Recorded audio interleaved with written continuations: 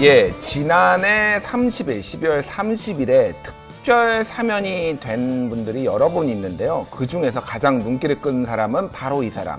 한상균 전 민주노총 위원장입니다. 한상균 위원장, 전 위원장 모시고 전화로 지금 현안에 대해서, 노동 현안에 대해서 얘기를 좀 들어보도록 하겠습니다.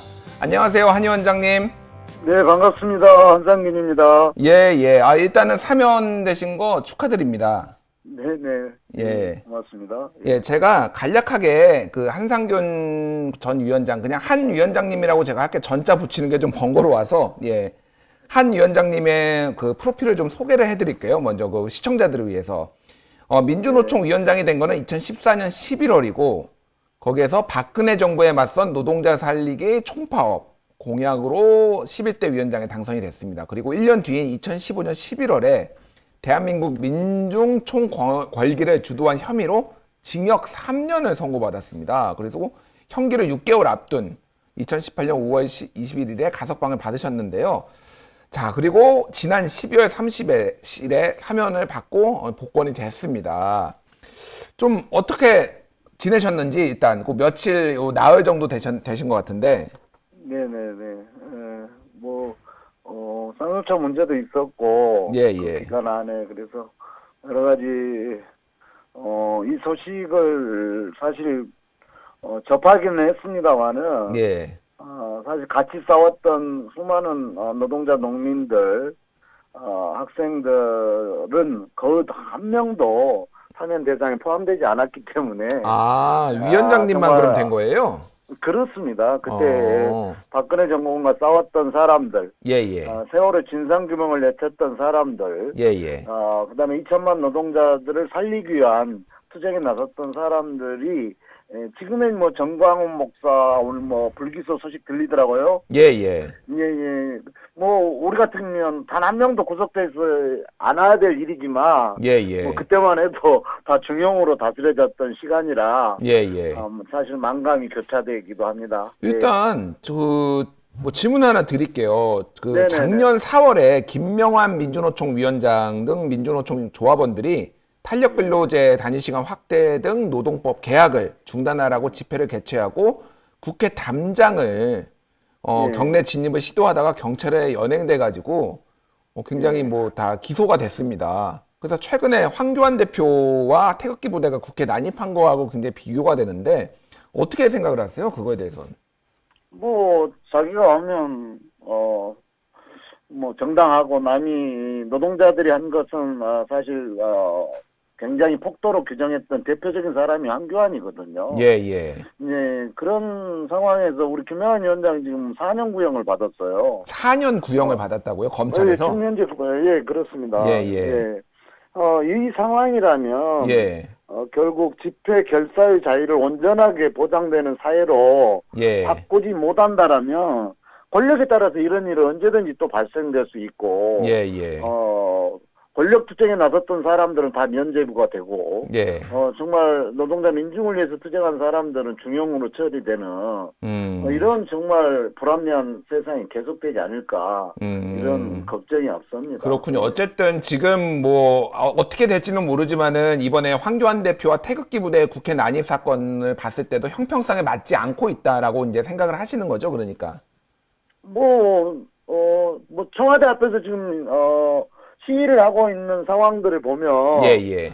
제가 그때는 뭐 그 앞에까지 가지도 못하고 저는 광화문 앞에서 싸웠거든요. 예. 그런데 지금 막 주장하는 거 보니까 저보다 한 10배는 더 과격하고 정말 입에 담을 수 없는 욕짓거리들을 많이 하던데 예. 그런 사람들은 지금 다 지금 무죄잖아요. 그래서 세상이 그만큼 좋아진 건지 법의 잣대가 그냥 왔다 갔다 하는 건지 잘 모르겠습니다. 왜 노동자한테만 이렇게 엄격하냐라는 좀 불만을 이제 피력하신 것 같고요. 네네. 최근에 요즘 이제 어떻게 지내시는지 좀 궁금한데 톨게이트 그 요금 수납원 집회에도 가셨다라고 그러고 삼성 해고 노동자 강남역 고공농성에도 갔다라는 제 얘기는 제가 들었습니다. 어떻게 좀 지내시나요? 톨게이트 노동자들은 정말 너무 억울하게 싸우고 있고요. 예. 예, 정말 이 정부가 결단하면 다 되는 문제고, 왜냐하면 그 사용자가 지금 문재인 대통령이거든요. 예, 예. 대통령이 지금 결단해야 될 문제인데, 정말 납득할 수 없는 이유로 지금 미루고 있어서 예. 투쟁이 길어지고 있고, 예. 대부분의 여성 노동자들인데, 정말, 철이 바뀌는 시점, 여름에 시작해서 겨울이 지나는 상황까지도 예. 여전히 지금 농성을 하고 있다는 사실이 정말 참담합니다. 그리고 예. 뭐 강남역을 포함한 거리에 지금 수많은 노동자들이 여전히 싸우고 있어요. 그래서 예. 저는 뭐 그런 동지들과 함께 지금까지 살아왔고 또 그들을 위해서 함께 연대하는 것이 저한테 숙명이기 때문에 예. 정말 열심히 뛰어다녔습니다. 예. 예. 최근에 노동계가 문재인 정부의 노동 정책에 대해서 좀 이런 뭐 불만과 이런 것들을 많이 피력을 하고 있는 상황이고, 뭐 집회도 여러 차례 작년에 이제 열었는데, 지금 어떻게 지금 전체적으로 노동계의 분위기는 어떤지 좀 전달을 해주겠어요? 지금 현재 문재인 정부의 노동 정책에 관련해서. 문재인 정부가 노동 존중이라는 하도는 가장 먼저 꺼냈는데, 뭐 시간이 얼마 지나지 않아서 바로 입장을 지금 바꿔서 예. 사실상 노동 존중은 폐기하고 재벌 존중 정부를 지향하는 이런 상황으로 변하다 보니까 예. 결국 노동 간의 충돌이 불가피하는 상황이 됐잖아요. 예. 예를 들어서 쉽게 이야기하면 노동시간 단축의 문제는 예. 전 세계가 지금 앞다퉈서 노동시간을 단축해야 된다. 네, 그래서 일자리를 유지하는 거 4차 산업혁명에 대비하는 상황인데 예. 우리는 그냥 반대로 가고 있어요. 사용자가 마음대로 시간을 늘리고 줄이고 할 수 있는 것들을 지금 해주고 있고 정부가 입법한다니까 예. 지금 자유한국당은 아이고 더 많이 합시다 이렇게 하는 상황이 돼버린단 말입니다. 주 52시간 처벌 조항 유예한 거에 대해서 지금 비판을 하시는 거죠, 그러니까? 그렇습니다. 대표적으로 그런 상황들이 있고 또 ILO 협약 비준 같은 것들은 당장 해야 되는데 예. ILO 100주년에 정말 1919년도였어요. 예. 그 상황을 돌아보면 아직도 한국 사회는 100년 된 상황을 면치 못하고 있다. 예. 이렇게 반면으로 이야기할 수 있을 것 같습니다. 그렇군요. 알겠습니다. 그런데 이번에 한상균 위원장을 사면을 한 것이 노동 존중 사회를 위한 사회 화합 차원에서 한 것이 아니냐라는 얘기도 나오고 있는데 어떻게 받아들이세요? 그거에 대해서? 화합이 아닌가 우리 사회자님이 화합이 그냥 엉키고 있네요. 예, 제가 그냥 발음이 안 좋아서 그런 걸로 하시고요. 화합 차원에서 한 전 위원장을 사면했다, 복권했다라고 하는데 어떻게 그건 평가를 하시나요? 아니 뭐 의미야 대통령의 권한을 가지고 했기 때문에 뭐 규정을 할 수 있습니다만은 예. 화합을 하려면 전체 노동자들이 납득할 수 있는 조치들이 뒤따라야 되죠. 예.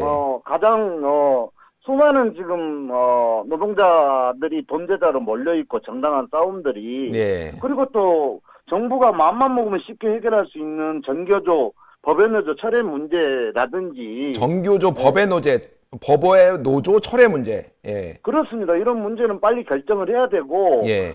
쌍용차 국가가 손배 가압류를 하고 있어요. 예. 이 쌍용차 투쟁은 법으로는 이미 국가폭력이라고 규정되고 경찰까지도 대통령까지도 국무총리까지도 이 문제에 대해서 사과를 했음에도 불구하고 예. 후속 조치가 안 되고 있거든요. 예. 그래서 결국은 말로는 노동 존중인데 뭔가 조치가 되지 않고 그런데 이 상황에서 한상균이 하나 떡 사면됐다고 그것을 노동 존중을 화합을 위한 뭐 이렇게 어떻게 누가 받아들이겠습니까? 그렇군요. 다만 예. 다만 하나 이 사회에 지금 온갖 적폐를 청산하라는 것이 1700만 촛불의 명령이기 때문에 예. 그 적폐 청산을 해 나가는 하나의 계기로 이해해달라. 라고 했다라면 저는 뭐 그 부분에 대해서 긍정적으로 볼 수는 있겠다 싶습니다. 알겠습니다. 저 위원장님이 그 쌍용차 얘기를 하셨는데 최근에 지난달 크리스마스에 원래 네네. 복직을 하기로 했던 47명에 대해서 복직 유예 조치가 갑자기 문자로 떡 와가지고 충격을 받았다. 해고자들. 그래서 그렇습니다. 굉장히 눈물을 보이셨다고 또 그랬는데 어떠셨나요? 정말 참담하더라고요. 예, 10년 만에 내가 청춘을 바쳤던 일터로 돌아가서, 예, 다시 노동을 할 수 있겠구나. 이런 벅찬 시간들이 흘러가고 있었는데, 예, 청천벽력같이 크리스마스 이브날, 무기한, 휴직이라는, 이런 믿기지 않는 소식을 전해 들어서, 예, 아마 크리스마스 선물치고는 평생 잊을 수 없는 2019년 선물이 아닐까 예, 이렇게 생각하고 있어요. 예. 알겠습니다. 저도 그 소식을 듣고 정말 10년 만에 복직인데 그게 갑자기 문자로 해필 크리스마스 이브에 그게 날아와서 굉장히 안타깝다라는 생각을 금할 수가 없었습니다. 예. 네네네. 예, 이거는 좀 굉장히 정치적인 질문이라서 제가, 한상규 위원장님한테 드리는 게 맞을지 모르겠는데 일단은 드려야 될 것 같아요. 최근에 지금 그 연동형 비례대표제가 통과된 이후에 민주노총에서 독자 정당을 만들 것이다라는 얘기가 나오고 있어요. 그래서 지금 조합원들에게 독자 정당 창당 여부를 묻는 여론조사를 지금 했다라고 이제 하는데 지금 그거가 지금 가능성이 있는 얘기인 건가요? 요즘 위성 비례 정당들이 하도 유행하는 트렌드가 돼서 예, 상당히 이 한국 사회 정치가 굉장히 웃음거리가 되고 있는 상황이잖아요. 예, 네, 이런 상황에서 민주노총이 이제 제100만을 넘어서 예, 예, 제1노총이 됐단 말입니다. 예, 예, 이런 상황에서 정치의 문제까지 고민은 하지 않을 수는 없습니다. 왜냐하면 사회자께서 이 문제를 질문하는 것은 예, 전 세계 글로벌 스탠다드로 봤을 때는 예. 오히려 왜 저런 질문을 하지? 이렇게 이제 묻지 않을 수 없거든요. 왜냐하면 예, 이런 내셔널 센터가 자기 노동계급을 위해서 정치를 구조화하고 예. 정치를 세력화하는 문제는 전 세계 어느 나라나 상식적인 문제입니다. 노동자 우리가 늘 그런 경험을 계급의 못했을 정치 뿐입니다. 세력화. 예. 예, 그거는 어디나 글로벌 스탠다드고 당연한 것이기 때문에 예를 네네네. 들면은 민주노총당이 이번 총선에 나올 수도 네. 있다라고 이제 말씀하시는 거죠, 그러니까. 아니, 그 문제까지는 제가 답변을 드릴 위치에 있지 않고요. 예, 예. 예, 여전히 뭐 그런 준비까지 지금 시기적으로 만만치 않고 그런 논의를 지금 의결단에서 한 바도 없기 때문에 예, 예. 지금 현재 상황은 설문조사 정도의 수순일 거라고 저는 보고 있습니다. 어쨌든 설문조사를 한 거는 사실이고 그거는 뭐 저희도 확인을 했으니까 설문조사를 네네네네. 조합원들한테 해서 민주노총당, 가칭 민주노총당을 만들 것인지 아니면 기존의 정당과 연합을 할 것인지를 물은 거는 사실인 것으로 예, 알겠습니다. 일단은 뭐 네네. 노동자의 정치 세력화는 당연한 것이다. 글로벌 스탠다드다라고 말씀하신 걸로 이해를 했고요. 이것도 사실은 이제 위원장님한테 여쭤보기가 좀 애매하긴 한데 최근 민주노총 기자간담회에서 현 민주노총 위원장이시죠? 김명환 위원장이 경사노위 틀이 아니라 정부하고 직접 대화하겠다라는 식으로 얘기를 했는데 이게 어떤 의미에서 이게 배경에서 나온 건지 좀 설명을 해주실 수 있으신가요? 민주노총 시대를 열었고 예, 예. 그 안에는 지금 우리 전교조가 통계에도 빠져 있어요. 전교조 조직은. 예, 예. 아직은 법에 넣어줘라고 정부가 지금 그 문제를 풀지 않아서 그런 상황이고. 예. 그래서 민주노총이 이 사회에서 담당해야 될 역할들이 이제 막중해진 거죠. 예, 예. 그런 상황 속에서 경사노위가 과연 노동자를 위한 조직의 틀인지 아니면 한국 사회 불평등을 진정으로 해결할 기구인지에 대한 판가름이 문재인 정부 지금 2년 안에 이미 다 드러나 버렸거든요. 예, 예. 경사노위에서 나온 게 뭡니까? 사용자 대항권이 나왔어요. 예, ILO 협약을 무늬만 ILO 협약 비준을 한다 하고 예, 예. 결국 진심은 사용자 대항권을 가지고 공격해 들어오는 그것을 경사노위라는 틀을 빌려서 지금 이 사회에서 합의된 것처럼 국회로 이제 통보하는 과정을 거쳤기 때문에 예, 예. 민주노총이 그 문제에 대해서 지금 국민의힘 노동조합 완전 무력화하자는 건데 예. 이 사항을 가지고 경사노위 틀에서 이야기할 수 있는 것은 이제 아무것도 없다. 예. 라는 입장은 지금 정리된 것 같고요. 예. 그럼에도 불구하고 노종 간의 교섭들은 대단히 중요한 문제죠. 사실 담당 안에서 할 수 있는 것보다는 정부가 어떤 포지션으로 노동 정책을 하고 하느냐가 조직된 100만 노동자가 아니라 미조직된 전체 노동자한테 파급력이 크기 때문에 예. 그 문제를 민주노총이 책임 있게 역할을 하겠다는 것들은 대단히 중요한 문제다. 여기서 저는 한술 더 나가서 예. 이 문제를 저는 대통령과 민주노총 위원장, 한국노총 위원장이 공중파에 나와서 예. 현재 한국 사회 불평등의 문제, 그다음에 노동자들의 문제, 양극화의 문제에 대해서 나는 허심탄회하게 이야기를 하는 것이 훨씬 더 한국 사회를 유익하게 끌고 가고 더 나은 세상을 만들어가는 데 중요한 계기가 될 거로 저는 생각하고 있습니다. 대통령과 민주노총 위원장이 방송에 네네. 나와서 같이 한국 사회 불평등을 어떻게 해소할 것인가 토론을 해야 네네. 된다. 아, 그렇군요. 생방송으로 해야 됩니다. 그것도. 생방송으로. 네네네. 예, 이거 그 녹화 방송은 못 믿으시는군요.